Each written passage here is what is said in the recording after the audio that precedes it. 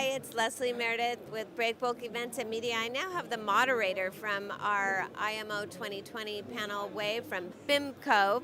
Welcome. Thank you. It's good to have you here. Now, it's interesting to me that you are not a carrier, but you've got, so tell us first a little bit about BIMCO and why you are well positioned to moderate this panel. Yeah, as it is right to point out, we are not a carrier, but actually we are one of the largest international shipping organizations in the world. So roughly we have less than 1,000 ship owners. So that's the reason why we are very keen to address this 2020 issue, because we realize it's the big challenge for the whole industry. And it is now the topic all over the world. Yeah.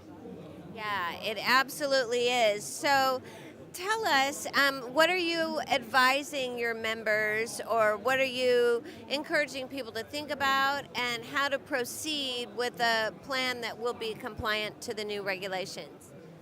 Yeah, I think in 2020, the Sulphur cap issued by the IMO is so far the most disruptive, just a challenge for the whole shipping industry. And the device we issued, or the guideline we published to our members, we encourage them to carefully make your preparation and don't wait and see. And the IMO regulation is going to bite anyway, just around the corner. And of course, if you look at from the practicalities, it varies, because we don't have a simple answer that suits all our shipping companies. If you look at the Breakbulk here, the ship owners, the operators, they may share different views because it varies from their strategic. And for the owners, it also depends what kind of size of ship, what age, is very new or whatever, and what you needed to comply with the fuel and how you're going to get it. And even in the market, we usually say, okay, there's typical three solutions to tackle the 2020. Either you install the scrubber, or you just stick with the compliant low sulfur fuel, or even some carrier, if they really have the healthy financial condition, they can also have the brand new ship for the LNG as an alternative fuel.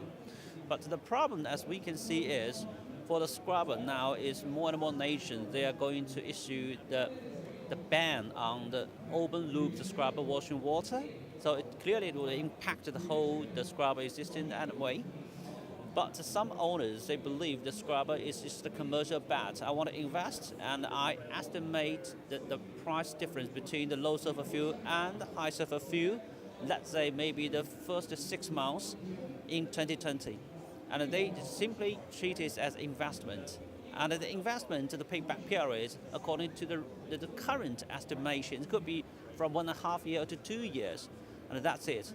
If they stick with the scrubber, definitely it will make them very competitive in the market. Your freight rate is completely different, or your charter hire rate will be slightly lower than your competitors. And if you look at the low sulfur fuel, the tricky issue, as we can see, is the first. So far, we're not very clear from oil major whether they are ready or not. So it means that the availability is a big concern. Take the Breakbulk, the ship owners, usually they have small ships and go to the small ports. So whether the oil major, you will ensure the supply at this kind of small network, we don't know yet. When will we know?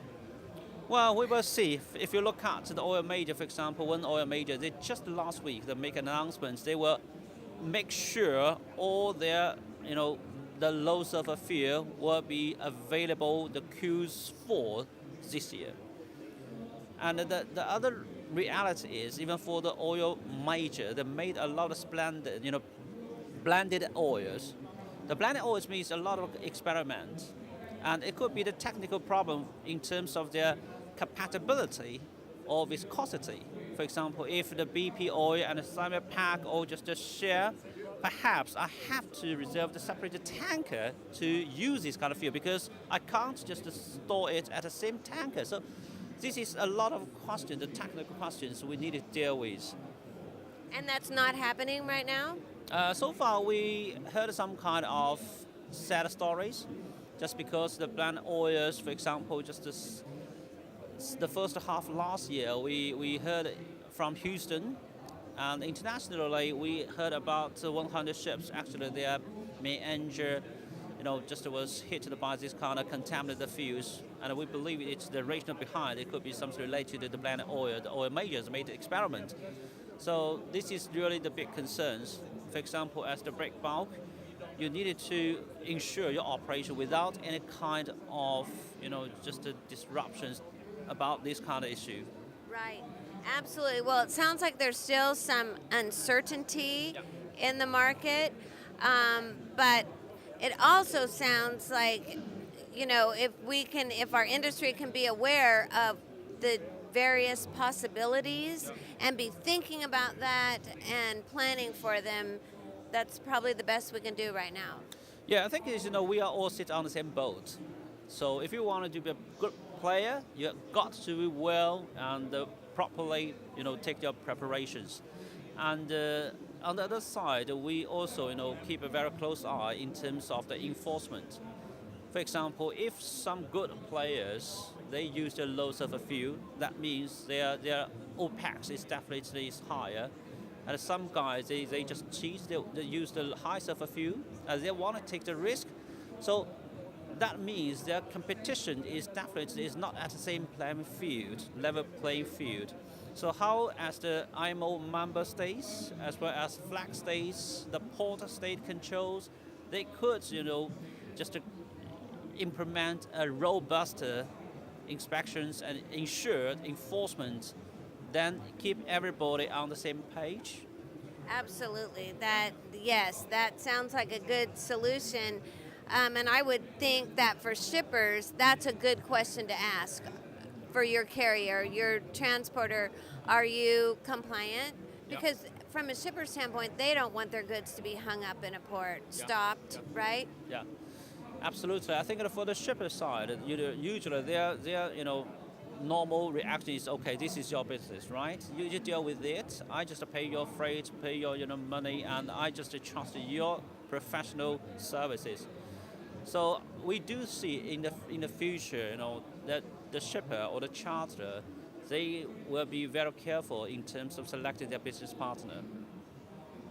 Absolutely. All right. Well, thank you for giving us this big overview and lots to think about here. My pleasure.